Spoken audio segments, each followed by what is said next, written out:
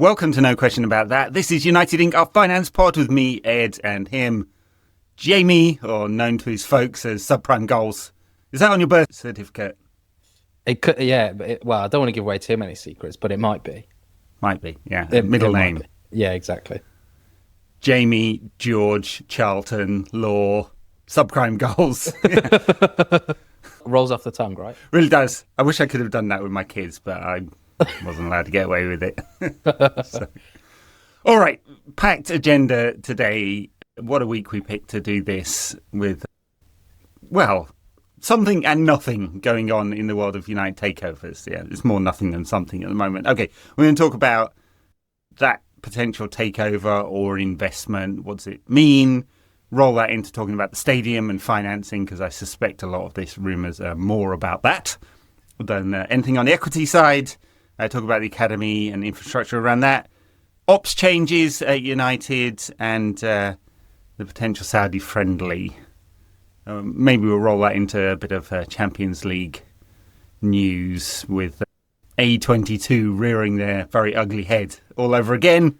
Oh, and maybe a little touch on the Women's Champions League, since United played in that this week, and we'll talk about the finances there. All right.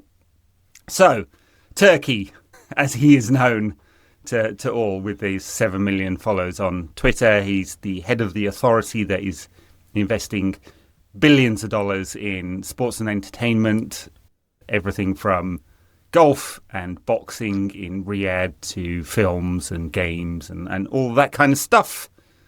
Senior member of the Saudi government, not member of the royal family. So I guess he has to be nice to MBS or he might just get disappeared. You laugh, but they locked them all in the hotel and no one has ever seen all these people ever again from the last time we had a governmental change. Yeah, I probably shouldn't laugh. No, don't go near any embassies. That's my advice for you. Yeah. True story, I was offered a job at STC back in 2020. I decided not. I'd rather not.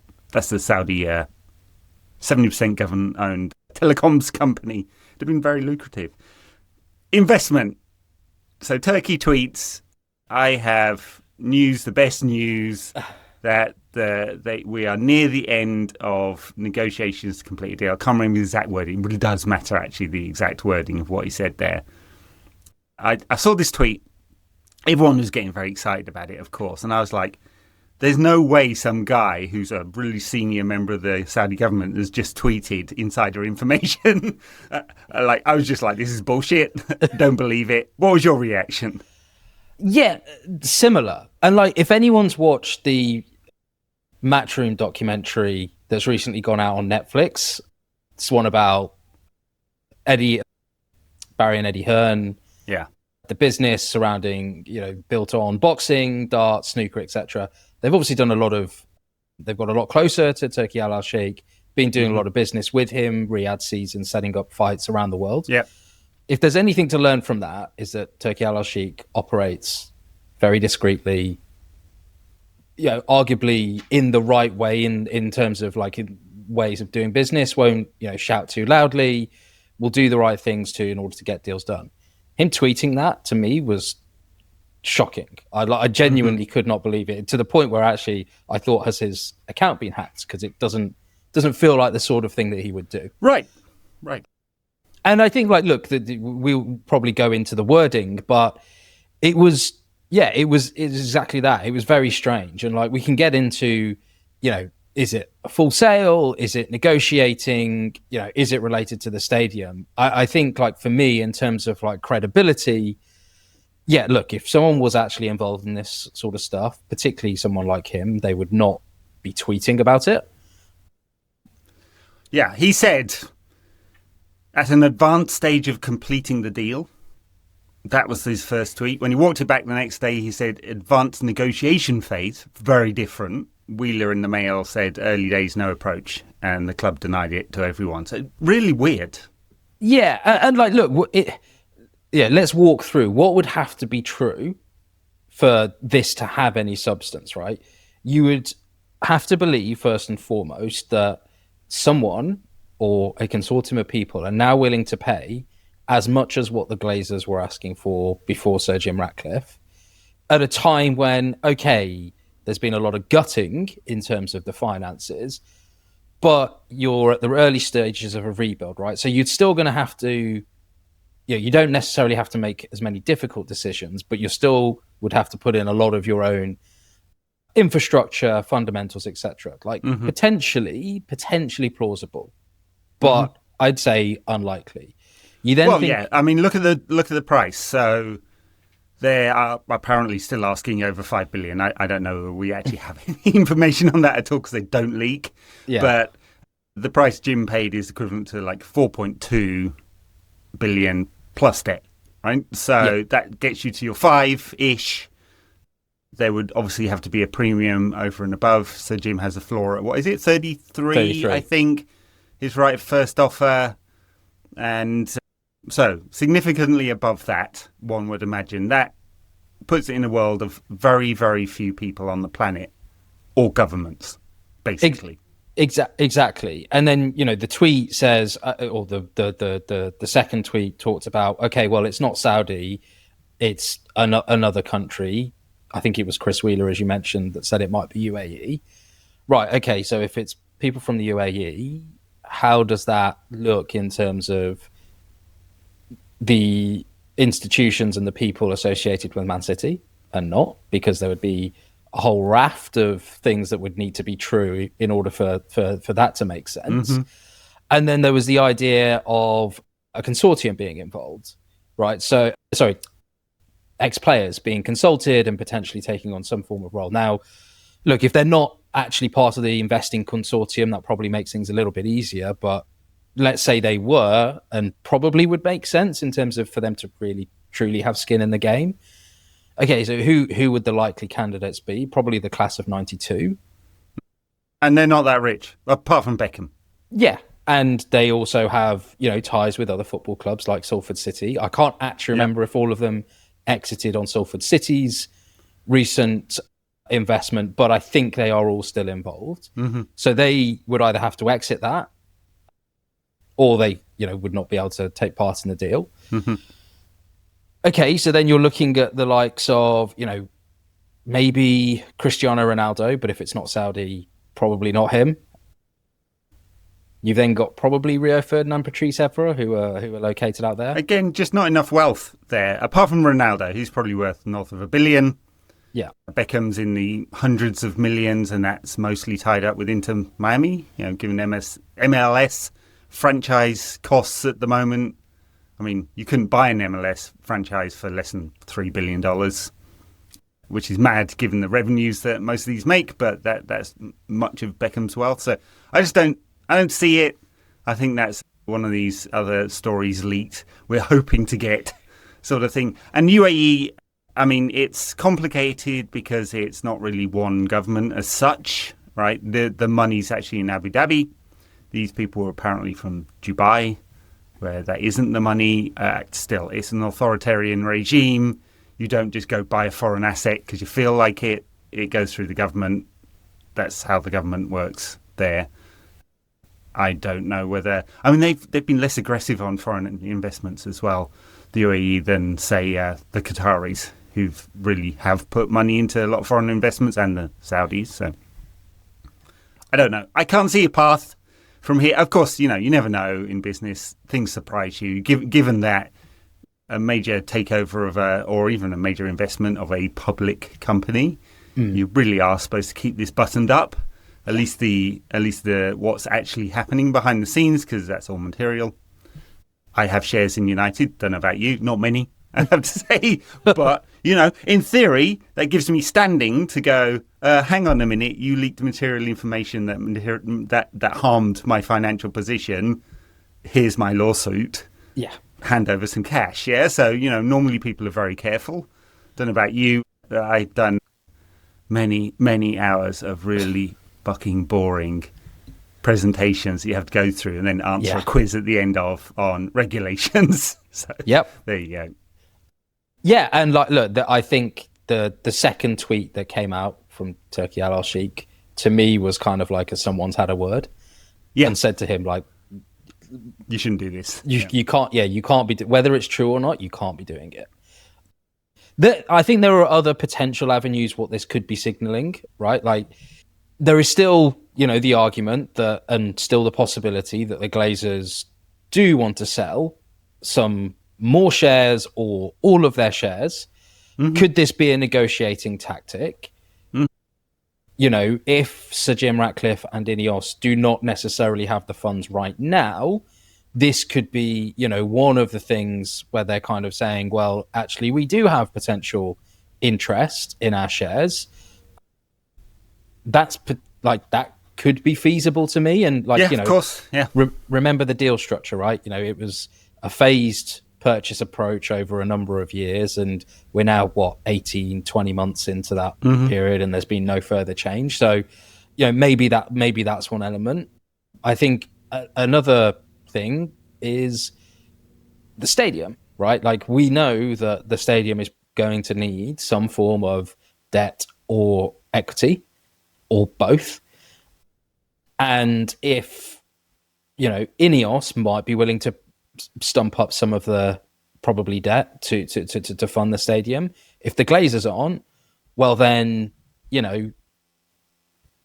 they potentially will have to do something with their position, if they actually want us to have a new stadium. Well, yeah, I mean, of course they're shopping this around, private markets, public investment bodies, Middle East sheikhs and all of that kind of stuff, for sure they're shopping this around, and that structure could be a mix of debt or debt and equity or long-term bonds, or, and you've done a very long piece on all the potential avenues, and it will be part of all of these things. Internal financing with ticket prices and bonds and that kind of stuff, public debt, private equity, Sir Jim putting stuff in. I mean, it's worth taking a beat and talking about Ineos as a company right now. I've seen some fairly hysterical tweets of people going, this company's collapsing. It's just not true. You don't, $20 billion worth of sales per year globally, or euros, about the same thing. I think they're quoted in euros. They do have a lot of leverage. I mean, it's about 6 billion euros worth of leverage. That's not uncommon, honestly, for a company in a capitally dense industry like oil and gas. I mean, they spent 5 billion on a new plant refinery in Saudi, right? So, I mean, Sir Jim has good relationships over there, clearly, given what they're doing. So none of this is really surprising. They did get downgraded to a double B on the debt, but look at the long-term forecast. They are eroding that debt over the next 3 years. So I don't know. I didn't look at that and go, this is a company that's about to melt down. But there are questions about exactly how much cash they would have on hand to do a big deal, like fully take over United or something like that.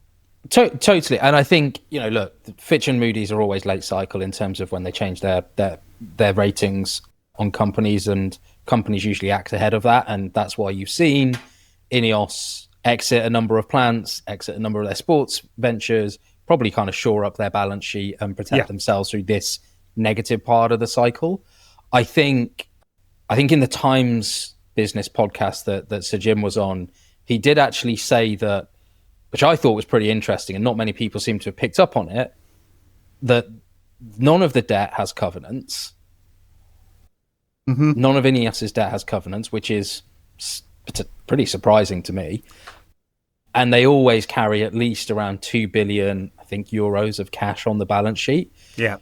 So, look, if they are cutting their cloth accordingly, minimizing the negative operational leverage, and i.e., the downturn in profitability from a 1 or 2 year negative cycle, kind of suggests that maybe they're kind of still planning to be able to put more money in. Obviously, we don't know, and we won't find out for some time just because of when they publish their results. Yeah, but it didn't.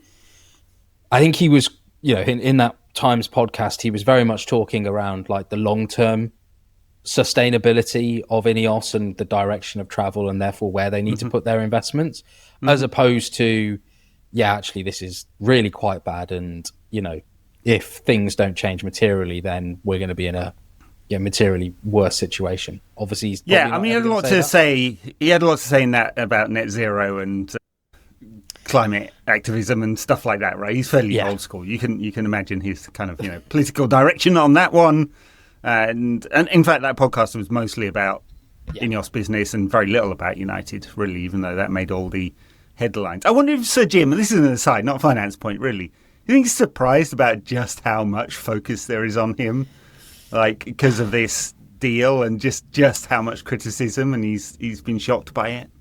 I think so, yes, because I genuinely think some of the things that he was saying early on were like pretty naive in terms of the attention it would get and the scrutiny that would be put under. And look, he wouldn't be the first person that has kind of lived a like under the radar sort of kind of existence as a relatively wealthy individual, come into the public eye and kind of been surprised by, every single word that you say is like hung on by people.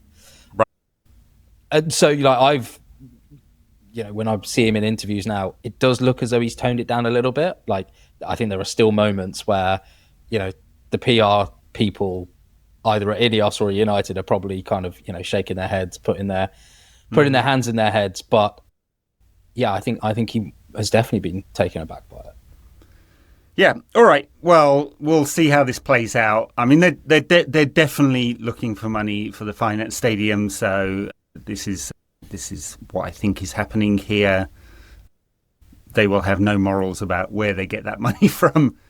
100%, right? Whether it's US banks or Middle Eastern private investors, doesn't matter. They haven't come up with a crypto scam yet. Maybe they should do that. Jim Coin. All right. What some of the other stuff that came out? He said in that, and it was a kind of throwaway line, that the United's academy has not been run properly. You can make a lot more money out of it. I'm paraphrasing him, but this is effectively pointing at City and Chelsea, and to a lesser extent Liverpool, and how they're able to monetize their academy. United don't break this out in the accounts, but Aston Villa do, and it was like 18 point something million they spent on the academy. So let's just make the assumption that United do something similar. So it's an expensive item on the balance sheet. Investing in academies, there's infrastructure issues as well. At United, they're going to have to invest in academy still. Training out of temporary buildings, basically, or changing or doing their training in there. So, interesting question. Should the academy be a new revenue line for United in the way it is for Chelsea and City, who have made literally hundreds of millions over the last few seasons? I think it depends on what the priority is, right? If that is the priority, I'm probably not in favour of that. Like, I think the priority should be, can the academy consistently produce well-rounded individuals that are going to play for United or have a career at the upper echelons in football? Right. And that has been the philosophy for as long as you can remember at United, until the Glazers start starving you at cash, of course.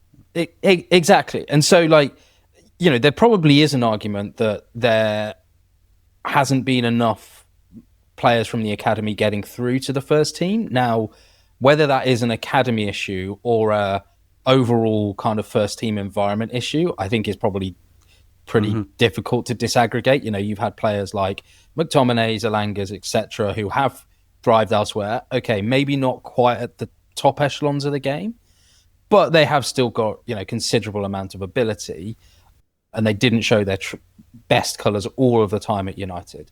So, look, I think the criticism of the academy, I can see some elements of it. I don't fully agree with it. Could we be doing more to kind of get a return on investment there? Yeah, absolutely. That doesn't necessarily mean we need to be selling players from the academy every single year for £30 million, right? But you need to have some. A balance there makes a lot of sense to me. I think there was a philosophy at United in previous years that they let players go on not much fees, right, as a kind of reward for being part of the United family for a while. They paid academy prospects fairly well, and then they let them go for a low fee. And changing that around has been a fairly long time coming. I mean, the reason why you'd think of the academy as a new revenue line is it's just competitive, right? If your competitors are pulling in hundreds of millions over a PSR period, then if you don't do it, you have a problem, right? Significant disadvantage, right? So it almost says that United have to invest in this, both primarily for the first team. That means you don't have to spend money on outsiders. You typically pay them less as well, at least in their first couple of contracts. And if not at United, sold on elsewhere for good money. I mean, it's like it kind of has to be that. Sir Jim was fairly frank in that assessment about the academy. He's not normally that critical publicly, but that kind of suggested criticism of... I mean, he never says it's the Glazers. He always says they're nice fellows. I really like them. But he said two things in this interview. One, when he was asked about Ruben Amorim and would the Glazers step in and sack him? And he said, no, that's not going to happen. They're thousands of miles away. We're on the ground, which was not quite true in Jim's case, of course, because, he's a non-dom right? in Monaco. But then he was fairly critical of the academy as well. And it was close as he ever gets to being, implicit criticism of the Glazer family. Yeah, and I also think, let's look back probably a couple of years, maybe. Dougie Friedman was touted as someone who was potentially going to be coming into the club at one point, and he was infamous for setting up Crystal Palace's academy and getting a real regular pipeline of talent coming through. So I think this has been on the agenda for a number of years. We've also now got Jason Wilcox and Stephen Torpey, who are well versed and well experienced in this. Yeah, and there's been a lot of changes of personnel in the academy, as we've talked about in the past, and Jim probably feels like it's easier to kind of say have that sort of criticism now that those people are out of the building. Yeah, no, I think that's fair. Yeah, you get rid of some classic business. This is new CEO comes in, you clean house on the executive side. Everything that went before was all wrong, and it was all their fault. You launch a new strategic review to work out where your priorities are, and then you start investing in those areas and sacking everyone else, right? So you could map this. I bet he's done this playbook in some of his. Well, there's like 60 different companies under the in-house group, but so I'm sure he's done this in some other areas too. So it's a pretty old school playbook in terms of how you do strategy. So yeah, fair enough. Blame everyone who's out the door. But it'll be interesting, before we move off the academy, to see whether United do invest in a new academy building. Sir Jim has not indicated he's going to put more of his own cash into this. The new Carrington building was from that $300 million that he put in terms of cash. I mean, it's cost effective doing this, right? Because you'd amortize it over a long period. It doesn't make much difference on the P&L, but you need the cash to be able to do it in the first place. Exactly. And could something, don't know how much it would cost. Let's say it was half of the first team cost, so 25 million. Do you combine that in as part of some form of equity deal for a new investor that comes in with the stadium, right? It's like we also want you to kind of share in this kind of like investment in the future, and you can have a good story out of this. Piece of goodwill on the deal, which is exactly what the Glazers did with Ratcliffe anyway. Exactly. So I wouldn't be surprised, obviously Stephen Torpey has to get his feet under the table, but once they've kind of started to get an indication of what those costings are, wouldn't be when we're talking about an equity deal and potentially hundreds of millions, or if not billions of, additional funding for a stadium, 25 million on top for an academy building probably isn't all that important. Yeah. All right. Very good. That kind of brings us on to some of the operational issues. Amish Manik has joined from Brentford alongside Stephen Torpey, who's the new academy director. Interesting aside on Stephen Torpey, Brentford didn't have an academy.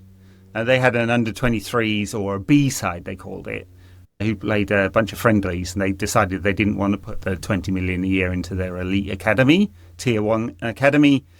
They changed their mind after a while, and Torpey sort of built it from the ground up. He doesn't exactly have to do that at United, but he has a big job on his hands there. Manik's job looks like he's reporting to Jason Wilcox, and he'll have responsibility for kind of director of football operations, I think he's called. So less on the let's find players and technical side, and more on how much does this building cost, and are our travel arrangements on budget, and what sort of facilities do we need, and that kind of stuff. Yeah, and I also think it's quite like getting people from Brentford is a really interesting move. Like it's often talked about the owner of Brentford, owned a gambling business. Benham. Owned a gambling business, applied some of the kind of data analytics to, I think it was FC Midtjylland first, and then he's brought that in at Brentford, and they've done remarkable things on a relatively tight budget. So I think getting people in the building who have kind of experienced some of that is interesting. I think also, which hasn't been talked about as much, maybe because it's just not as au fait with the prevailing narrative, is what Brentford do for the community and how they really focus on like the mental side of player development.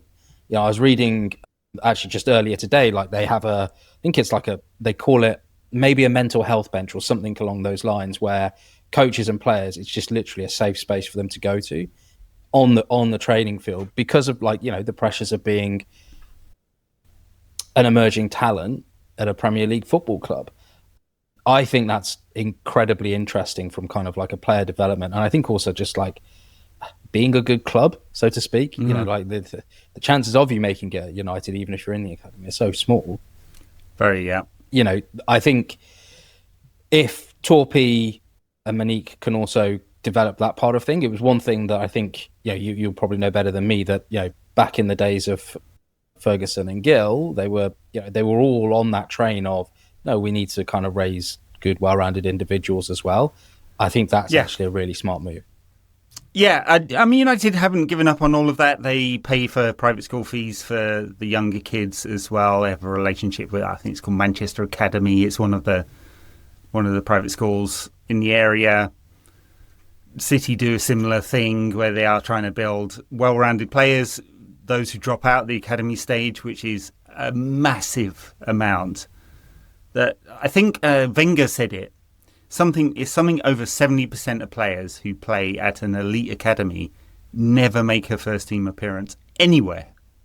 Right? So your chances of even having a career are slight, let alone making it at the very, very top. It's a very steep pyramid, this, so give these kids as much chance in life as possible. If they're not going to make a good career, if they're not going to be at United, then they've got to make a good career. If they're not going to make a good career, then what are they going to do beyond that? It's kind of what's the best word for it? It's your responsibility as good employers, I guess, to make sure that happens. I mean, there's certainly a lot of criticism of European clubs in the past who'd raided African teams for boys and then just discarded them 18 and basically get the boat home on your own, and rightly that was basically a form of human trafficking, and so clubs are pretty responsible these days, and United do the same thing.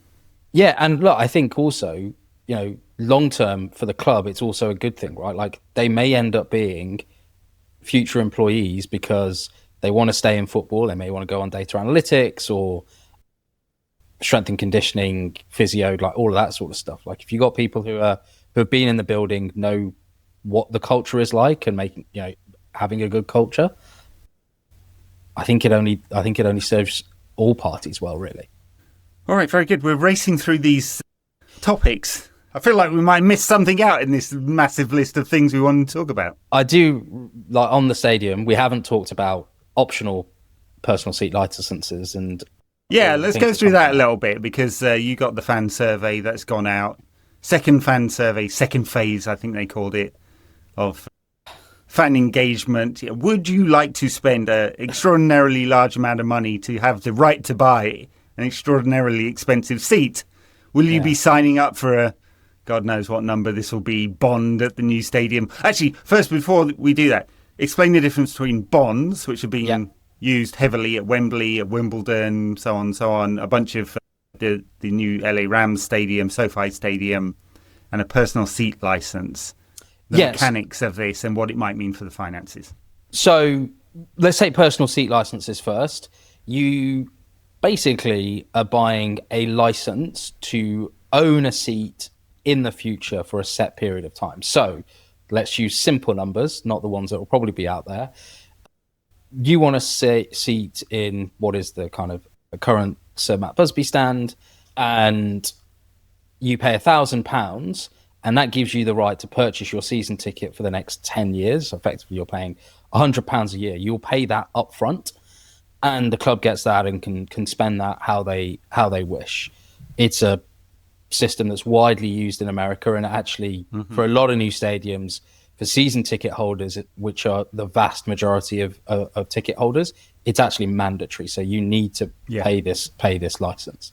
The idea of a bond, slightly different, which is, you put up money for your seat up front, but you get a return on that over time from the club. Now, Arsenal did it, I think, in the past when they were, originally building or extending Highbury as well. As you mentioned, Wembley have done that, and I think there's actually way more interesting ways that you could leverage that in terms of giving you a discount on future season tickets that you buy. Pick a number, but it's all the ethos of this is a way to raise financing for building a stadium. So I know someone who bought a halfway line bond at SoFi. And part of an investment bank spent $1 million. They casually dropped in a conversation. I was like, "Oh yeah, I was thinking of doing that, but I decided not to this time." Yeah, they raise a staggering amount of money. Yeah, absolutely. Yeah, and whatever discounts you give on future seats or returns there are, it's just the cost of interest, effectively, right? So it's just a way of raising finance, and really, SoFi cost what $5 billion to build. Yeah. Because they were mad and dug into the ground. So there you go. Yeah, exactly. And look, I have a natural tendency to say, a fan bond is way more equitable than a personal seat license. And I think that it's just creative things that you can do, right? Actually build a connection with your local fan base. And look, it's not going to be affordable for everyone. So the fact that there is some optionality here, I think is good. The thing that concerns me, though, and the other thing that's good is it is geared more towards the premium and hospitality element. The thing that concerns me is how much premium and hospitality there is actually going to be in this new stadium. Yeah, something like 20% of the stadium. Yeah, and look, that's where Liverpool are at. And I did the survey this morning and was looking at the structure or the kind of plan of what the stadium might look like in terms of seats. It's kind of like 3 tiers, bowl shape, and effectively the whole of the middle tier, which admittedly wasn't huge. The vast majority of tickets would be bottom and top tier, but all of that, apart from where the new Stretford end would be, was going to be some form of hospitality seats. Also, not the most expensive. And then, a bit like you've got at Wembley, those seats that are all on the halfway line and just kind of either side of the halfway line. Some very, very big pricey numbers. And look, the argument can be made that this subsidizes tickets for everyone else. I think it's just it's the mix. It's the ratio of premium to non-premium that really matters for atmosphere. And also, for the love of God, we don't want this situation like you get at Wembley where there's just a big block of seats that just aren't full when the teams come out at half time because everyone's sipping on their champagne and their prawn sandwiches or whatever, right? It's just get the mix right. Make sure ordinary people can afford to buy tickets as well. I do worry when they appoint US consultants on this kind of thing that it looks more like the US model. Just for people who haven't checked this out, have a look at what's happening with the FIFA World Cup. They've really lent into the US model here. They've got categories of tickets. The lowest category of tickets is $60, right? But look at the maps of the stadiums. It's hardly any tickets. Literally in hundreds. Low hundreds in some cases of the worst possible tickets. Then you get dynamic pricing on top of that, a resale with no cap at all. And then the ticket agency fees, which are bad enough in the UK, adds 30% to the price of a ticket in the US for Ticketmaster. And then the tax goes on top. right? And you add those all together, and the cheapest way you could take a family of 4 would be about $500 for a World Cup game in the worst games that are the least popular. Now, maybe there'll be some that just aren't full at all, and you can get a $15, $20 ticket on the day sort of thing. Maybe. I don't know. But if you sort of start to apply that to the Premier League and Manchester United, which has a lot of demand and they've left a lot of money on the table over the years, then you start to look at something that rapidly increases in price. And of course, the consultants will say, look, you are leaving millions of pounds on the table here because you sell out every game, basically. And if United ever get good again, the demand would be even stronger. So it's a live question about how far they go down that route. Yeah, and look, it's fine to leave money on the table. The best brands in the world, and I've worked with many of them, they frequently say, we don't mind. We don't mind leaving money on the table because we know over time we're still going to get it. Because if we have the right experiences, if we have the right people who are devoted to us in the way that we want them to be, it will come, right? Like the fans ultimately are the kind of bedrock of the Manchester United brand, and I'm kind of surprised there hasn't been more made of this survey. And look, maybe the way it's been presented in terms of for regular match goers, it'll be entirely optional. Like, yes, but if you look at, and look, this is all indicative, but if you look at some of the questions and some of the answers, the benefits of if you got a personal seat license, one of the options, indicative options, was you would have priority of getting tickets for your friends and family if you purchased a personal seat license, right? So then all of a sudden think about what that really means for the stadium mix. It's not good. Yeah, and for away tickets as well, right? So, what was the loyalty pool has changed somewhat over the years anyway. If this is a benefit, and I can't remember in the survey whether it said away tickets would be a priority or not as well, but let's assume that is probably one of the benefits. Yeah. Then that changes that mix as well, yeah. I mean, I can understand why there'd be some concern over this. All right.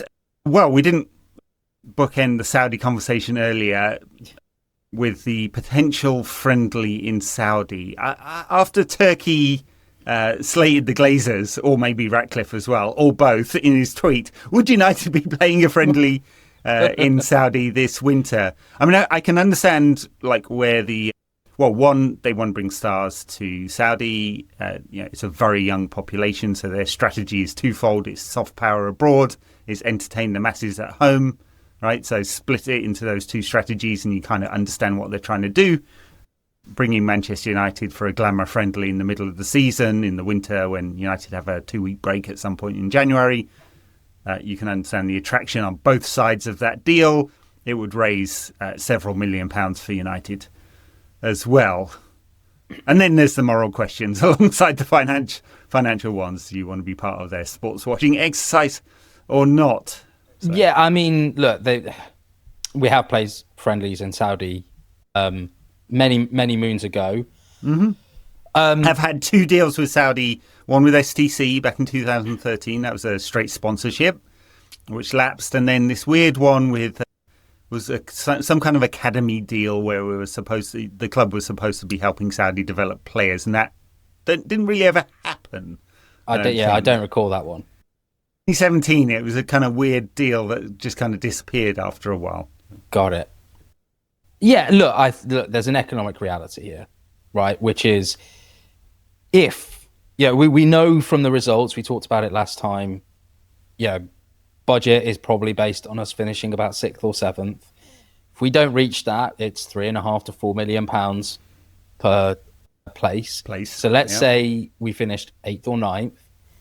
That needs to be plugged in some way, shape or form. If you want to back Ruben Amorim, give him more players in the style of football that this footballing structure is putting in place. Mm-hmm. Need to get the money from somewhere. And we're playing 38 league games. I don't know how many fixtures there'd be in the FA Cup if we got to the final. 6 or 7.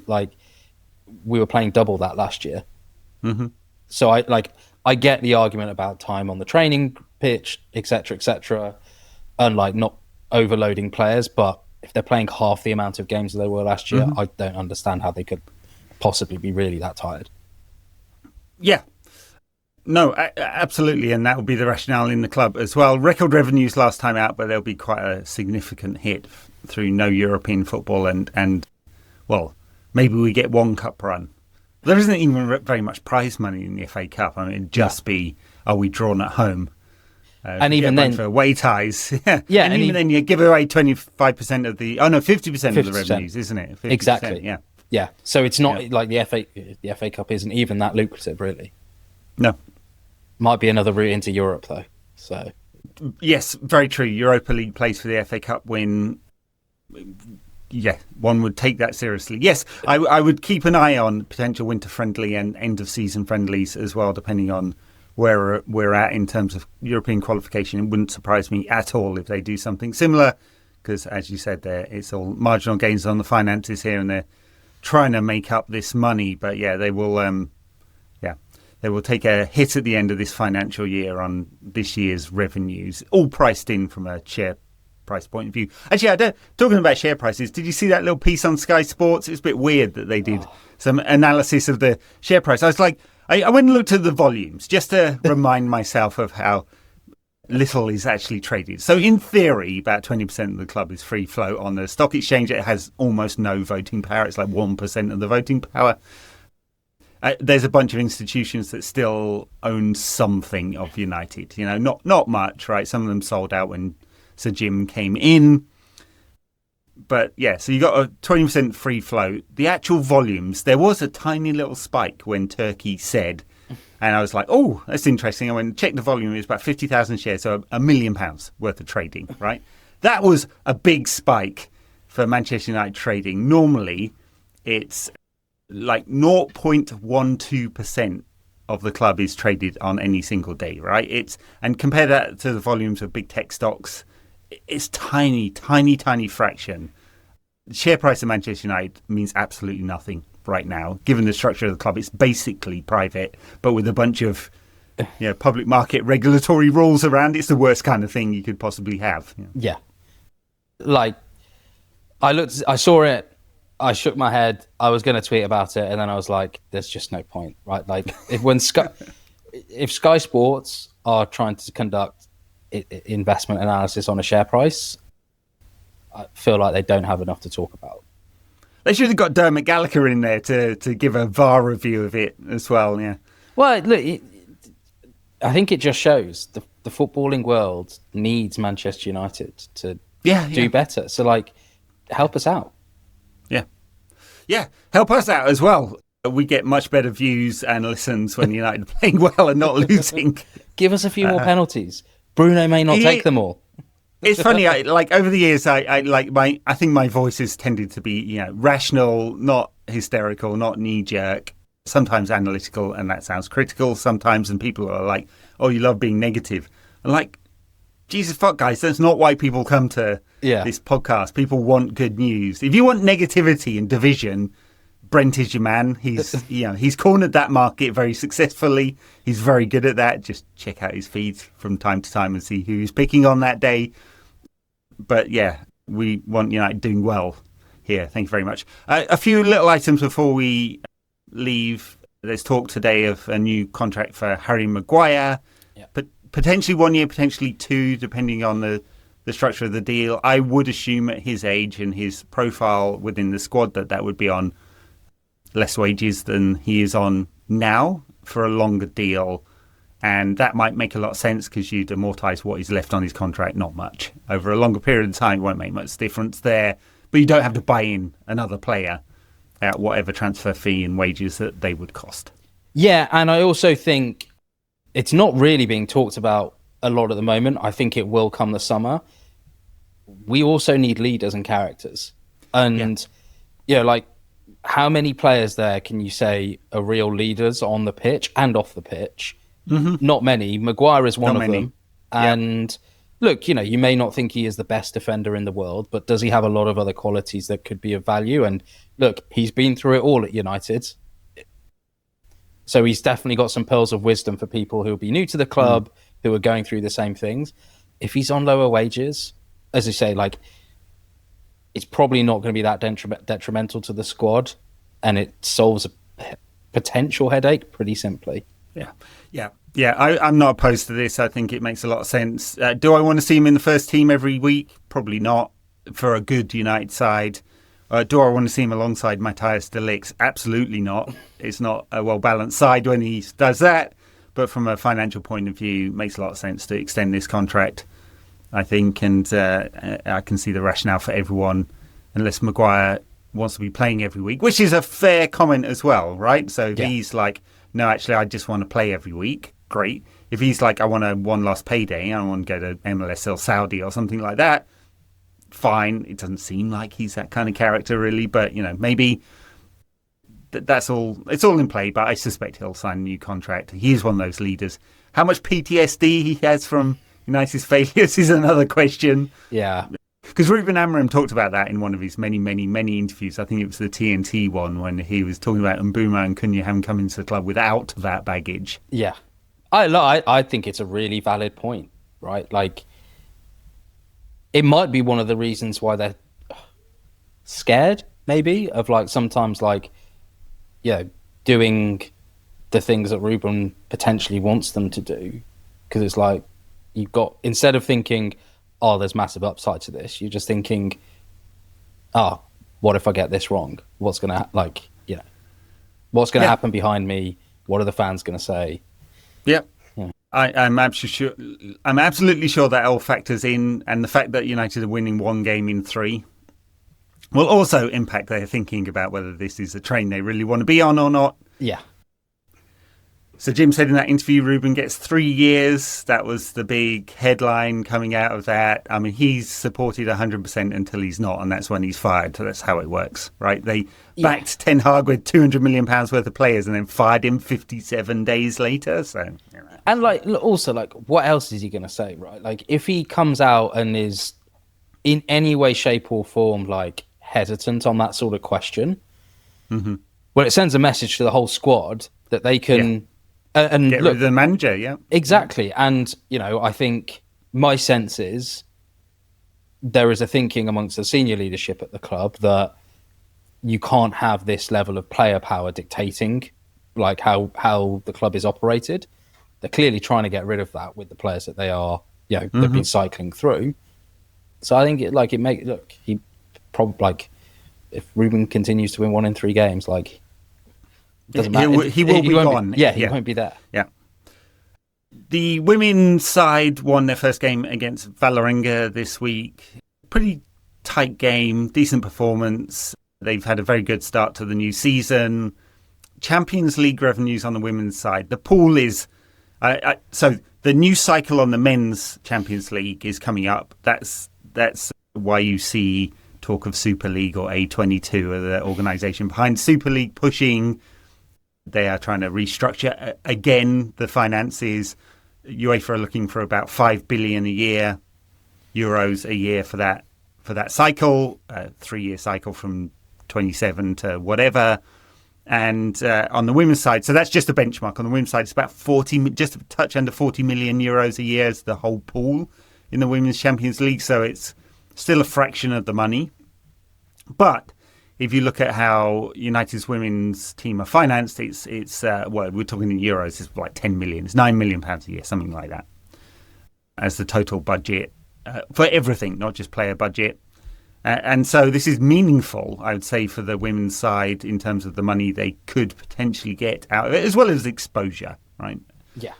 I think. But it is still, for the overall Manchester United P&L, it's not going to make much of a difference. Equity value. For the women's team. Equity value, absolutely, right? So if you have a United team doing well in a major European competition, and it's the women's side, that means a lot for the brand. I saw a few United, I might have mentioned this before, a few prominent United women fans suggesting that the club should either sell the women's team to itself just to raise revenue, as Aston Villa have done and Chelsea and so on, or sell to an outside investor. And just because Ratcliffe has been so he's not exactly being enthusiastic, let's say, about the women's team, that they should just get rid of the team. I cannot say strongly enough that how bad an idea that is, So just think long-term value of the club brand, what it would mean to have a successful women's side. We are on the cut. It might not be financially yet, but this market is very much growing. Look at some of the crowds that Arsenal get. 100,000 people at Camp Nou for the Barcelona feminine. Yep. Yeah. Feminine, I think. Close enough. Yeah. Close enough. Yeah. United aren't there yet with the crowds. We'll see what we get for United Women versus PSG in a few weeks' time at Old Trafford. It'd be nice to have a really big crowd there and an atmosphere. But this is a market that's on the cusp of becoming something really big. And Manchester United is Manchester United. It's one club. And so this is important. Yeah, look, I did actually watch a little bit of the game against Vålerenga. I do wonder why they don't put all the games on at Old Trafford. Like, okay, I think it's an atmosphere thing. They're worried they won't sell. They won't sell enough. I mean, they could do something on ticket prices. Like, it's not like Lee Valley was full. No, it wasn't. Yeah, I was surprised actually. I mean, they got 8,000 for the Arsenal game, I think it was, and which was a good crowd in a stadium that doesn't hold that much more than that. Mm-hmm. That's a pain to get to, as everyone has noted. There's a bus you can get out there, but it's sort of 10 miles east of Old Trafford, and all of that. Yeah. So when I've asked people about why would you want more games played at Old Trafford, mostly people have said no, because they're worried about the atmosphere. They did the Everton game last season, and there were not many people there. And it's a half-empty stadium is worse than a nearly full Sports Village. Yeah, fair. I mean, maybe have the tickets for free. Yeah, or low price. Yeah, or people come in and buy beer and stuff like that as well. The model that Arsenal have taken up to get the atmosphere there, even if it's cheap tickets. You get 60,000 people in, you make revenue other ways. Exactly. For sure. I think we might have got through our list. God, that's good going. In under an hour. It was rapid stuff, folks. Play this on 0.75 speed. I don't know about you. I cannot stand that. My wife listens to podcasts at 1.5 speed. No. And she listened to what I have. I do a VC podcast as well each week, and she listened to that one. She was like, well, it's a bit rapid how you cut this together. I was like, you're listening at 1.5 speed, so yeah, of course it's a bit rapid. The cuts to the next section. Yeah, I'm not got on board with that trend. It just does not sound right to me. No, there was some talk of Netflix allowing you to do that as well, that you could binge your Netflix shows at 1.5 speed. Look, I guess, people have got less time, and so if they want to consume content, they need to do it at 2x the speed. I'm not sure. You have two TVs. You have one in this ear and you have one in that ear. Everyone can multitask, right? Yeah, that's right. Well, people listen to our podcast while watching Brent blame Bruno Fernandes for sacking 3 managers. Obviously. Okay, everyone, you can check Jamie out on Substack, and I can't recommend it enough. Subprime Goals on Substack, his newsletter on mostly Manchester United, but other clubs as well. There's going to be finances. There's going to be a little mini series coming out on I want to say player wages in the transfer market overall. And there's been a couple of things that have been happening which I don't think have been getting enough attention. And yeah, so hopefully in the next few weeks that will start to come out, and yeah, we'll go through all the like how much are players actually paid, and then all the implications about club power versus player power and the transfer market. Very good. Looking forward to that. You can find Jamie on Twitter and Blue Sky. Search for Subprime Goals. The handle is incomprehensible. So yeah, I have to search for it every single time. I've started to make them all the same. I still need to change my Twitter one though. Yeah. It should just be Subprime Goals. There you go. Then we can find you. NQAT Pod for me on every social channel and on Substack. I need to write one today. What should I write about? Oh, I'll have a think. I'll have a think. Need to write one today. I always say I'll go a bit lighter on the word count, and then it ends up being 2,500 words anyway. You're just so eloquent. You just can't help myself. Verbose. Yeah. Use 25 words when you could use 2. Or, as one commenter once put to me, stop analysing the shit out of everything, Ed. On that wonderful note, we'll bid you farewell, Jamie. Thank you very much. Cheers, Ed. Wish everyone listeners, a happy... thanks for listening. Check us out on patreon.com/NQAT pod for our extra shows, and we'll catch you on the next one of these sometime in the future.